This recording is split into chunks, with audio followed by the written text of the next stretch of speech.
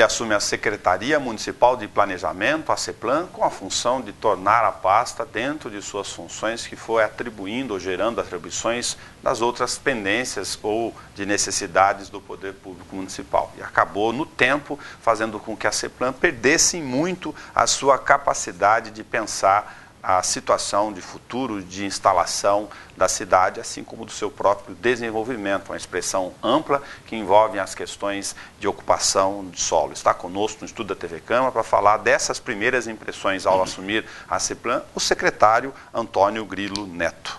É um prazer recebê-lo aqui nessa emissora pública para a gente conversar sobre as questões públicas e que a gente, aliás, como função do parlamento, acaba acompanhando sistematicamente todo dia. E a gente conversava aqui fora do ar sobre essa questão de um desafio central até de semântica para o senhor, né? De tornar a Secretaria Municipal de Planejamento com capacidade de pensar a cidade. Exatamente. Eu hoje estou completando 30 dias dentro da Secretaria de Planejamento e foram 30 dias praticamente fazendo um diagnóstico daquilo que existia, das atividades, das incumbências da Secretaria e vendo como que ela reagia a cada assunto, reagia em termos de produtividade e fomos fazendo observações, pequenas mudanças ainda pontuais que a gente prefere ainda nem comentar porque elas não trouxeram ainda o resultado que eu espero que trago, né? Claro. Mas a Secretaria, o nível de atividade dela é muito alto, não tanto a nível de planejamento, mas a nível de atender uma expectativa de atividades inerente ao município. No caso, por exemplo, nós temos dois departamentos. Nós temos o departamento de planejamento e temos o departamento de uso e ocupação do solo. O departamento de planejamento, ele se ocupa basicamente, tem uma divisão de diretrizes e normas e temos uma divisão que é de projetos. A diretrizes e normas, ela acompanha os grandes empreendimentos que estão entrando no município, como condomínios, grandes prédios, que vão trazer algum tipo de impacto naquela região onde eles vão estar instalados, né? Então, existe um diálogo muito grande entre o nosso pessoal e as empresas empreendedoras, no sentido de que haja uma contrapartida. As empresas normalmente concordam em dar essa contrapartida para que possa aliviar as condições de trânsito naquele trecho, as condições de implantação de escolas, creches, tudo nesse sentido de que essa contrapartida ela alivia o município em permitir que esses empreendimentos se instalem, né? Nesse caso, é só um parêntese, a discussão quentíssima, porque é da hora aqui do momento, do estudo de impacto em vizinhança, transformado em lei com as modificações propostas pelo prefeito, tem a ver com essa relação, né? Sim, exatamente. Os grandes empreendimentos hoje têm que vir acompanhados da EIV, que é o estudo de impacto em vizinhança. Os empreendimentos eles têm que contratar uma EIV para que ele veja qual o impacto que ele vai trazer naquele setor que ele vai se instalar e, consequentemente, a gente possa ver a contrapartida que nós vamos pedir para que ele se instale sem que seja, por exemplo, haja uma agressão àquela vizinhança, àquele bairro, em função da implantação daquele empreendimento. Ou ela consiga minimizar alguns desses impactos de trânsito, de deslocamento, até de água, se for o caso, tem uma série de questões. Exatamente. Né? Aí é que vai vir as nossas exigências em função da IVE. Tá. Neste caso, não sei se o senhor estava acompanhando o histórico recente da cidade, mas apenas como comentário aqui, uma das questões mais debatidas, por exemplo, durante o ano passado, era de que a fixação dessas regras, elas mereciam ser melhor apuradas para que não houvesse dúvidas do quantum ou de como mencionar essa contrapartida em função do tamanho do empreendimento. Como é que o senhor vê essa questão? Olha, nessa parte aí, eu acho que falta um pouco de clareza nas leis e por parte da prefeitura em o que pedir e como pode ser pedido ou pode ser exigido, né?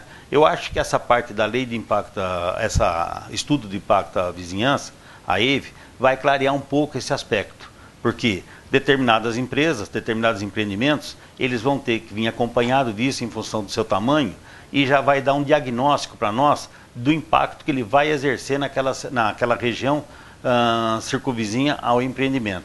E isso já vai nos abalizar o que pedir para poder amenizar a entrada daquele empreendimento naquele setor da cidade. A sistematização de regras vai bastante além da questão da destinação de 5% de área institucional, que são obrigações da lei, né? Para que o próprio empreendedor tenha noção de como ele vai ter que despender um recurso adicional para viabilizar o seu negócio, afinal o empresário faz conta nessa história, sem né? dúvida. E também o município tenha condições de planejar, entre o nome da pasta, como naquele entorno, naquela região, onde ele vai poder ter que fazer intervenção direta e onde o empresário vai poder fazer sua colaboração. Sim. Nesse aspecto é que então esse pedido por parte da prefeitura, da municipalidade, da contrapartida em relação à implantação daquele empreendimento. Para que haja também maior entrosamento entre a prefeitura, legislativo, judiciário. Porque hoje está um pouco prejudicado, porque muitas vezes a justiça, através dos promotores públicos, do Ministério Público, não entender que aquilo que está se pedindo é o suficiente, que deveria se pedir mais. Então, eu acho que, havendo a nossa ideia é ter assim uma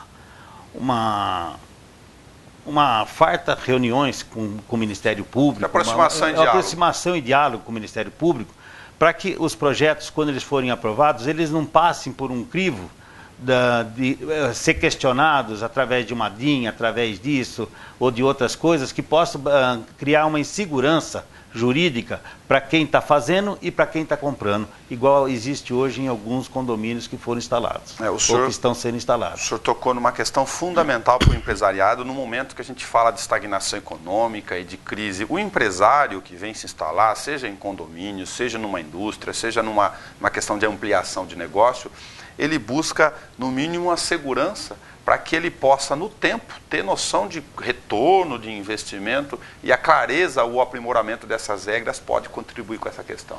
Sem dúvida. Eu acho que o empresário ele tem que ter a segurança jurídica daquilo que ele está fazendo. Quando ele começar a investir, ou começar a vender, ou começar a produzir, ele tem a certeza que ele pode ampliar, ele tem a certeza que ele não vai ser questionado no futuro em relação à venda de um lote, ou implantação de... ou na venda de um lote, ou também, por exemplo, no questionamento da sua indústria, Sim. que ali virou outra região, já não pode mais pela lei de zoneamento. Então ele tem que ter uma clareza jurídica, ele tem que ter segurança para que ele possa desenvolver, planejar o seu futuro e esperar o seu retorno da sua atividade econômica. Parece óbvio essa relação, mas de outro lado, a consolidação dessas normas ou dessas diretrizes vão dar segurança também para o servidor público, para evitar eventuais discussões de que este ou aquele empreendimento, ou esta ou aquela regra foi modificada ou foi ajustada de acordo com critérios mais informais, né? A nossa tentativa de aproximação com o Ministério Público é no sentido de que o funcionário público ele tenha também uma certa garantia do que ele está fazendo. Porque hoje ele está pisando em ovos. Ele tem medo de fazer qualquer coisa que possa prejudicá-lo no futuro. Que são, às vezes, muitas pessoas humildes que tem lá conseguiu fazer uma casinha, ou tem lá algum patrimônio, Sim. E ele se sente ameaçado, do tipo assim, pô, eu não sei se eu posso fazer ou não posso fazer.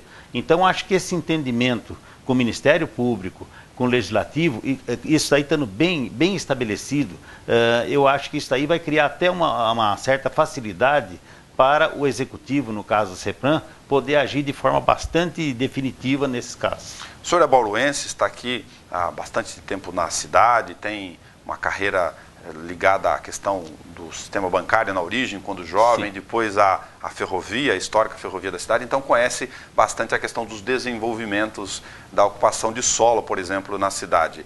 Neste momento, nós temos uma espécie de uma fase de transição, vinda ainda lá do plano diretor, revisado, implantado no final dos anos 90, de que nós estamos no entorno com áreas de proteção ambiental, as chamadas APAs, que dominam 2/3 do território urbano. E nós temos uma condição sui generis aqui em relação a outras cidades de porte médio, onde as instalações de alguns eixos passam necessariamente por revisão da APA. Aí entra uma questão conceitual.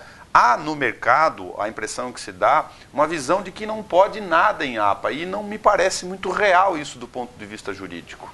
Na realidade, eu estou entrando nesse assunto agora, né, e tentando compreender exatamente o que ocorre. Foi estabelecido uma área, que ao meu entender, um pouco exagerado de APAs, de trechos, inclusive em cima de loteamentos. Sim. Em cima de áreas que a própria prefeitura aceitou e aprovou como loteamento. E hoje não pode deixar a pessoa construir dentro daquele lote.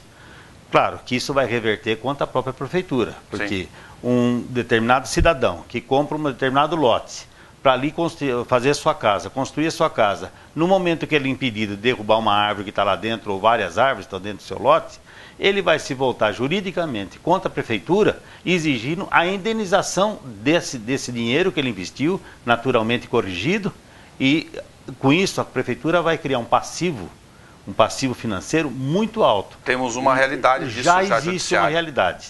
Já existe e tem outras já sendo programadas para entrar em juízo.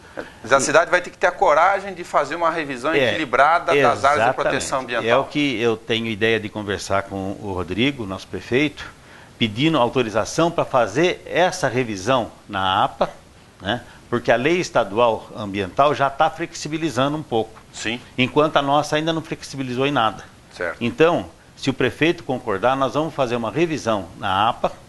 Claro, não vamos sacrificar aquilo que exageradamente. Sim. Nós também queremos árvore, somos ambientalistas, igual todas as pessoas deviam ser. Olhar esse aspecto ambiental sempre com muito carinho.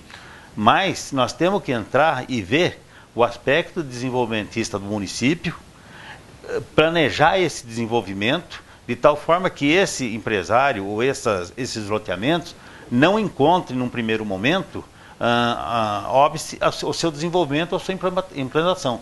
Então, se o prefeito concordar com esse trabalho, nós vamos tentar executar isso o mais breve possível, naturalmente protegendo, dentro de um determinado limite, aquilo que está se pensando.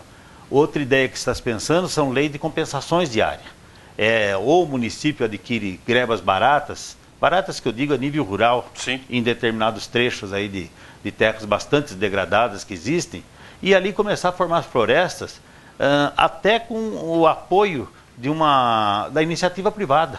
Você entregar, por exemplo, uma empresa, 3, 4 alqueires, para que ali se plante, por exemplo, ipê, peroba, outras espécies, né, que possam ali permanecer, ou possível até ter um manejo de produtividade no futuro, né, mas devidamente protegida contra as árvores ser sacrificadas, sem o devido autorização municipal, tudo isso. Eu acho que isso aí é uma coisa que pode dar certo, né, e nós vamos estar liberando naturalmente bastante área verde no entorno da cidade, não necessariamente dentro da cidade, mas no entorno da cidade, e que estarão altamente protegidas, porque elas já estão sendo instaladas com essa finalidade, né? E só completando, claro, e liberando áreas dentro do município. Claro, vamos continuar tendo nossos parques, vamos procurar ter, por exemplo, tem o parque ali da Nações Norte, que é uma ideia maravilhosa. Parque do Castelo. Exatamente, o Parque do Castelo, e que a população precisa desse lazer. Igual temos o Ibirapuera em São Paulo, você vê a quantidade de pessoas que procuram o Ibirapuera nos fins de semana, ali virou área de lazer, de grande quantidade da população. Eu acho que nós temos que olhar esse aspecto de lazer em grandes áreas assim, de parques, mas não podemos travar o desenvolvimento do município em algum setor em que às vezes uma indústria se sente necessidade de ir embora de Bauru porque não consegue implantar aonde ela comprou a sua greba para, vamos dizer, ampliar o seu estabelecimento. Me parece que, independentemente da relação dessas discussões mais a miúde, tem algumas questões que já estão mais ou menos delineadas. O senhor citou o Parque Água Castelo, na Avenida Nações Unidas Norte, que precisa ser transformado em projeto em parque. A floresta, a chamada floresta urbana, que é contígua ali à Avenida Edmundo Coube, perto da Unesp, para quem não sabe, tem 600 mil metros quadrados, é o tamanho do aeroclube, aqui no centro do aeroporto da cidade, do Jardim Botânico, que tem uma área muito parecida de tamanho, já está consolidado no município, ou seja, áreas onde o município pode e deve planejar para que ela possa ser usada pela população. Correto. Nessa parte da floresta urbana, uma parte pertence à prefeitura. Já está comprando como compensação. Eu acho que o que pertence à prefeitura, ela pode até pensar em manter essa área. O que não pertence a ela e vai demandar um custo financeiro muito alto para ela desapropriar ou para ela impedir que alguém construa ali dentro, eu acho que ela pode planejar um desenvolvimento dessa área privada, no caso de ter um desenvolvimento apoiado por essa mata urbana, fazendo um entorno desse novo empreendimento, desse empreendimento, e não estaria onerando demais as finanças do município. Porque se ele resolver efetivamente comprar toda aquela área urbana ali da floresta urbana, ele vai demandar um custo financeiro muito alto. Aí que o ambiente da questão das compensações pode gerar uma oportunidade de negócios, de empreendimentos, Exato. Eventualmente adquirindo áreas para o poder público disso. A cidade já tem o Jardim Botânico, que é uma área próxima de 200 alqueires. Sim. Né? Isso daí, eu acho que dificilmente alguma cidade do interior tem uma greba tão grande em termos assim, intocável na parte ambiental. Isso daí já traz para Bauru, eu acho que um aspecto extremamente positivo. Tem a lei do Cerrado, que é estadual, que eu acho assim que também foi um exagero. Devia ver, vamos proteger o Cerrado, mas vamos ver aonde o município precisa desenvolver e ali não vamos pedir trocas, vamos pedir. Me parece que a lei estadual, eu não tenho ainda certeza, não vi, mas me parece que a lei estadual já flexibilizou alguma coisa em termos de permuta de área. Entendi. Se você precisa sacrificar determinadas áreas aqui de floresta ou de mata de cerrado, você pode compensar num outro trecho próximo, né, que não vai estar te prejudicando, e criar uma floresta para você ali poder fazer absorção de carbono e essas coisas. Eu falava sobre, em uma das questões desse bom debate sobre a cidade, na questão da proteção dos mananciais, aí o batalha naturalmente por abastecer 38% da cidade com água de superfície, na divisa com Piratininga e Agudos, acaba chamando mais atenção, e que nessa discussão nós temos regulamentado uma área de proteção ambiental do nosso lado, com maior rigidez, mas o rio tem dois lados, tem duas bordas, Sim. duas margens. Correto. E do lado de lá, né, sem nenhum demérito a Piratininga, pode-se fazer tudo, o que torna essa questão, em última instância, de proteção do rio, quase uma miragem, porque se o outro lado pratica tudo, todo tipo de sorte de ocupação, a nossa regra vai se perder no tempo. Eu, particularmente, eu acho assim, o Rio Batalha, ele nasce, acho que em Agudos, no município de Agudos, passa num trecho por Bauru e caminha para o lado de Piratininga. Eu acho que tem que proteger, já a nível estadual, no caso aí, CETESB, órgãos ambientalistas, proteger, onde ele estiver, ele tem que ser protegido. Porque ele pode ser bom para Agudos, para Bauru e para Piratininga, e assim como ele caminha até chegar no Tietê. Sim. Tá certo? Então, eu acho que tem que se proteger todos os mananciais, desde a sua nascente até onde ele é despejado no Rio Tietê. Porque ele é muito importante no provimento dessa população, no caso de Bauru, 38%. Piratininga, eu não sei, mas acho que Ele só usa de poço. Só usa de poço, né? Mas também, sei lá, no futuro ela pode estar até fazendo alguma absorção em trecho abaixo da nossa. E assim como nós temos ainda Avaí, tem Presidente Alves, que passa próximo. O Batalha passa praticamente quase dentro de Avaí, Sim. Na lateral de Avaí. Então, ela é um rio que ele pode dar sustentabilidade para a população quase ao longo do seu trecho inteiro. Por isso ele tem que ser cuidado, ele tem que ser preservado. Fazer as matas ciliares novamente, tanto nos mananciais como no eixo do rio. Eu acho que isso aí vai preservar muito o Rio Batalha. E, naturalmente, nós vamos ter que fazer aqui, para continuar tendo essa quantidade de população, 38%, utilizando o Batalha para suprir a água, vamos ter que fazer talvez uma represa de maior capacidade, da qual nós não podemos ficar em torno de 2,60 metros no nível máximo, e quando ela atinge já 1,80, 1,70, precisa desligar as bombas. Eu acho que vamos ter que expandir essa capacidade de reservação para o município de Bauru num nível bastante grande, Não, né, hoje, porque hoje na realidade é uma lagoa. É uma lagoa pequena, de captação. De dimensões, né, bastante reduzidas para a quantidade de retirada que tem. E quando o rio sofreu com essa seca que os seus mananciais sofreram e a sua nascente sofreu, veio faltar água aqui no represamento. Resultado, com 2 dias já não tem mais água. Hoje tem 3 bombas que, se trabalharem a todo vapor, são 550 litros por segundo. Numa profundidade bastante reduzida. Né? Exatamente.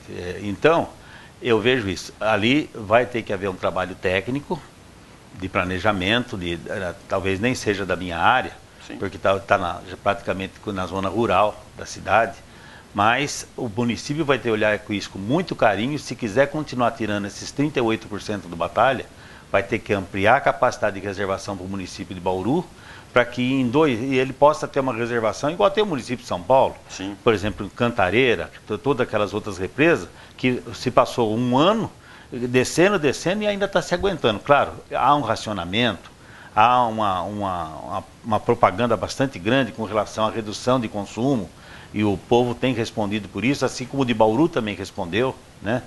Mas eu acho que essa lagoa de captação, ela tem que ser ampliada significativamente, para que a gente não esteja correndo esse risco no dia a dia de 2 dias depois não ter mais água no município. Neste caso, o Poder Público acaba de contratar, a gente fez uma audiência pública aqui na Câmara Municipal para discutir o plano diretor de águas, que tem, falando da pasta, embora envolva outras secretarias, as medidas que precisam ser adotadas no tempo para que a gente possa ter essa resposta. Falando da questão de planejamento, o senhor falava conosco aqui dessa questão de adequação da função da CEPLAN. Ela acabou trabalhando muito no varejo, em uma série de frentes de trabalhos e de atribuições que são importantes para o município, mas que foram assimiladas pela CEPLAN, deixando um pouco de lado essa capacidade dela de pensar e fazer projetos. Eu comecei a explicar aquela hora sobre a CEPLAN em si. Sim. Falei da parte de normas e diretrizes, projetos, que é um departamento, né? Entendo. Esse daí é mais concentrado em cima, por exemplo, de projetos, né? E projetos, grande empreendimento. Depois eu tenho uma outra parte que é de uso e ocupação de solos. Nessa nós vamos ter aprovação de plantas particulares, nós vamos ter cadastro e vamos ter fiscalização. Junto à aprovação de obras, ainda temos uma parte da divisão cuidando de alvarás. Quer dizer, todo e qualquer evento que for realizado em Bauru teria que ser passado, a CEPLAN que emite o alvará autorizando esse evento, né? Sim. Então, eu queria dizer, nós trabalhamos muito no varejo. A maioria de nossos funcionários da CEPLAN estão trabalhando com pequenas coisinhas, respondendo pequenos, o que entra de pedidos todos os dias, de pequenas coisas, uso, ocupação de solo, mas assim, de um lotezinho em tal lugar, o outro em tal lugar. Quer dizer, você passa dias só trabalhando em cima de pequenas coisas, quando o nome da secretaria é planejamento. E você não consegue ter uma equipe trabalhando nisso aí, em grandes projetos, olhando a parte viária do município, para daqui 20 anos, 30 anos, né? Começando a pensar num anel rodoviário para o município, viário para o município, para você poder interligar, não por dentro, mas por trás, os vários bairros da cidade, né? Que você dê também, assim, mobilidade na circulação, tanto das pessoas como dos veículos, né? Poder pensar no futuro. Por incrível que pareça, Bauru tem uma linha férrea que corta o município, saindo praticamente do hospital da Unimed, abaixo do hospital da Unimed, 200, 300 metros, você já tem a linha férrea da FEPASA, que vinha de São Paulo. Sim. Ela entra passando ali por Triagem, vem descendo aqui na parte baixa do rio Bauru, ela atravessa a estação ferroviária, e um braço dela segue a nível de Marília, né, passando ao lado da IAD, e você tem a linha da Sorocabana, fazendo todo o contorno aqui da parte, quase da região sul, passando ali no vale ali do cemitério do IP, o Tivoli, atrás dos condomínios, para seguir no sentido de Agudos. Então eu acho que essa linha, por exemplo, muita gente fala, ó, vamos tirar essa linha do centro da cidade. Eu acho que pode tirar os trens do centro da cidade. Alguém poder pensar maior e falar, não, vamos tirar os trens. Mas a linha não vamos tirar, porque essa linha amanhã, ela pode ser um pequeno projeto de um veículo leve. Ou até de um pequeno trem, assim, de 3, 4 vagões. Naturalmente, ela tem que ser cercada, murada, criar as estações certinhas, e a partir daí você criar, dessas estações, você criar um transporte rodoviário fazendo pontas. Entende? Você tem um eixo ferroviário trazendo a grande parte da população. E você tem o rodoviário fazendo as pontas entre o eixo ferroviário e as necessidades da onde a pessoa tem que ir. Uma grande estação de transbordo funcionando sob trilhos. Exatamente. Por exemplo, até essa central aí, por exemplo, essa estação central nossa, poderia ser um ponto de entrosamento desses tipos de atividade, né? Mas você teria várias, assim, eu penso em torno de 700 metros uma estação da outra, né? Aonde você desceria dali, porque ali está mais perto do trecho. Você vai pegar, por exemplo, não precisa ser grandes ônibus, talvez micro-ônibus de 30 lugares, 24, 25 lugares, levando a pequenos trechos que você possa atingir o local da sua atividade, trabalho ou residência. Secretário, dentro desses desafios todos, tem um que eu vou compartilhar aqui, que a gente vem discutindo bastante com a Endurbe, na área do trânsito, por causa dos agentes de operação de trânsito, o GOT. Eles têm um quadro reduzido do tamanho da área de abrangência que eles andam, independentemente das outras discussões estruturais. E o senhor me falava aqui que tem um quadro de 19 fiscais para uma atuação em mais de uma frente de trabalho e um varejo gigantesco, como Sim. o senhor disse. Nesse caso, eu vou pegar só a área central, apenas como um exemplo do nosso bate-papo aqui. Há uma dificuldade de regularização, de se fazer o cumprimento da norma de ocupação do solo. Se a gente sair aqui próximo de nós, aqui no prédio da Câmara Municipal, o pessoal acaba usando a calçada como se fosse a sua própria loja. Independentemente da questão da relação emprego, trabalho, de oportunidade, há um descumprimento dessas normas do dia a dia. O GOT tem, na sua parte, uma dificuldade de atuação, porque ocupam também vagas de estacionamento rotativo como se fossem vagas particulares, privadas, enquanto a maior parte da população tem que seguir o que é real, né, e regular a regra normal. Como é que o senhor vê essa questão?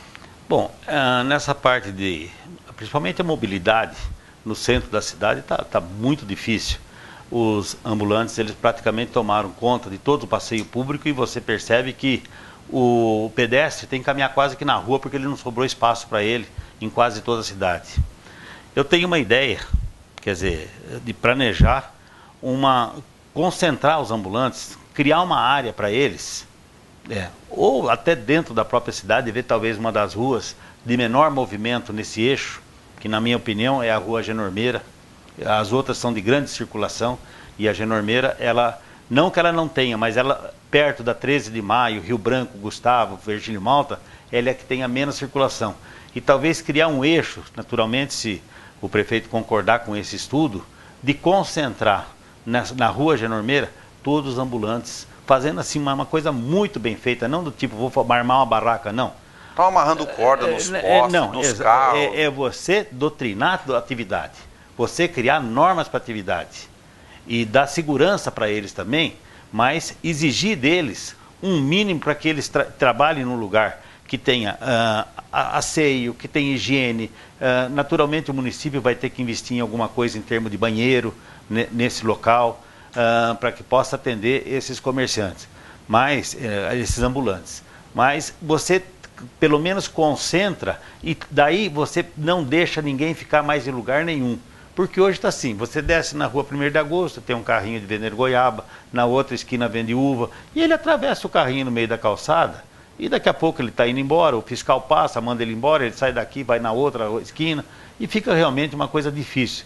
Sim. Eu acho que se você tiver um local para abrigar essas pessoas, você tem condição depois de criar regras para os outros, do tipo, não pode e não vai.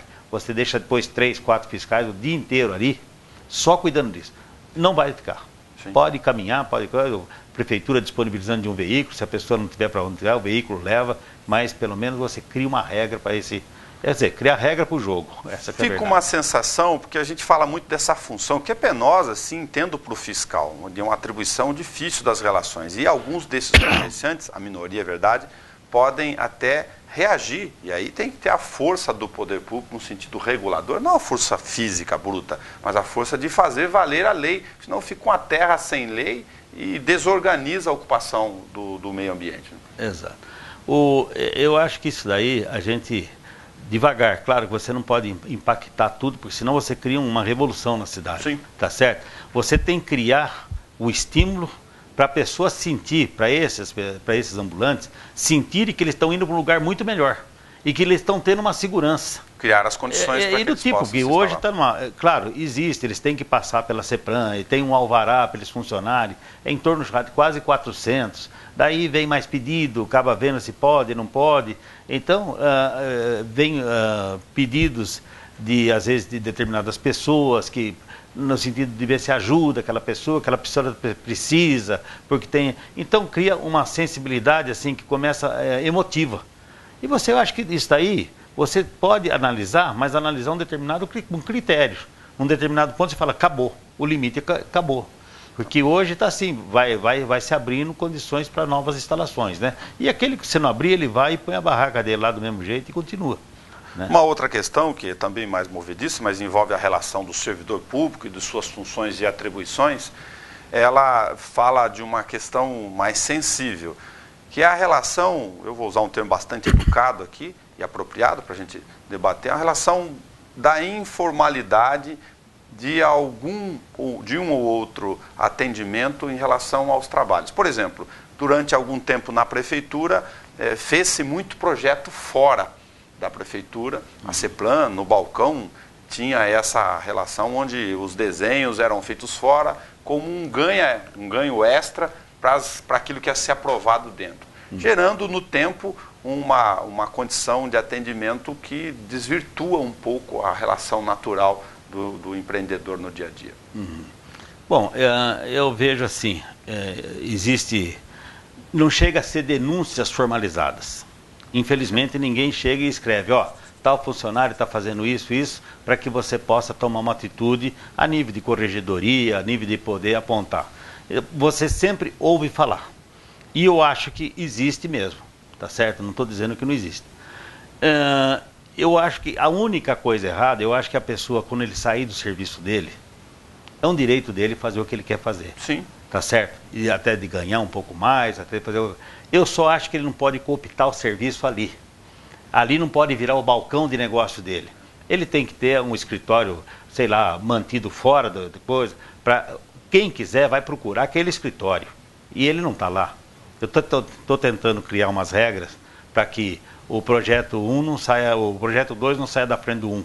Porque mesmo que houver algum tipo desses acordos internos, o projeto ficaria parado, a aprovação ficaria parada. Pode a porta de entrada para essas regularizações ser lá fora. Ser lá fora. Eu acho que você tem que ter um canal de entrada e um canal de saída, certinho e regulada. Né? Eu acho que isso já diminui muito. Claro que eles têm sempre as formas de fazer com que nós não vamos conseguir descobrir. Então, meu parecer, eu não vejo errado uma pessoa ter uma atribuição fora do seu horário de trabalho, que possa proporcionar um ganho para ele. Eu só acho que ele não pode misturar as coisas. Ele aqui é funcionário da prefeitura durante 8 horas e aqui ele tem dedicação exclusiva à prefeitura. Quer trabalhar? Vai trabalhar na casa dele e não mistura o serviço. Amanhã eu venho porque esse aqui eu tenho que proteger que eu fiz lá. Não. Aí nós temos que criar uma regra interna, fazer obedecer, para que ele não possa privilegiar o projeto dele. Sim. Tá certo? Não posso privilegiar o projeto dele. Eu já acho errado. Eu acho errado esse tipo de coisa. Por exemplo, fazer a captação de serviço ali no balcão, igual você falou. Isso eu posso acreditar que ocorra até. Nós já abrimos esse assunto, logo que entramos, abrimos esse assunto para todo mundo. Assim como eu acho que outros antecessores meus já abriram. Claro. Porque a cidade fala disso abertamente em reuniões, isso, aquilo. Então eu já cheguei e abri. Foi uma das primeiras coisas que abri. Ó, está acontecendo isso porque todo mundo está falando que está acontecendo. Então não venho dizer que não está acontecendo. Vamos parar. E pus minha posição com relação ao trabalho, né? Senhor Antônio Grillo, muito obrigado por ter vindo conversar conosco aqui, com apenas 30 dias e uma série de desafios, mas a disposição de conversar sobre as questões da nossa cidade é muito importante. Perfeito. Eu agradeço a oportunidade desse convite.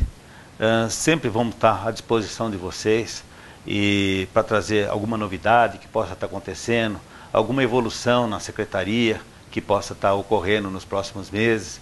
Então nós estamos sempre à disposição de vocês, quando quiserem conversar conosco, nós estamos às ordens. Nós conversamos com o Antônio Grillo Neto, secretário municipal de Planejamento. Em breve, essas questões que estamos discutindo aqui no estúdio da TV Câmara, também pelo rádio FM Câmara 93,9.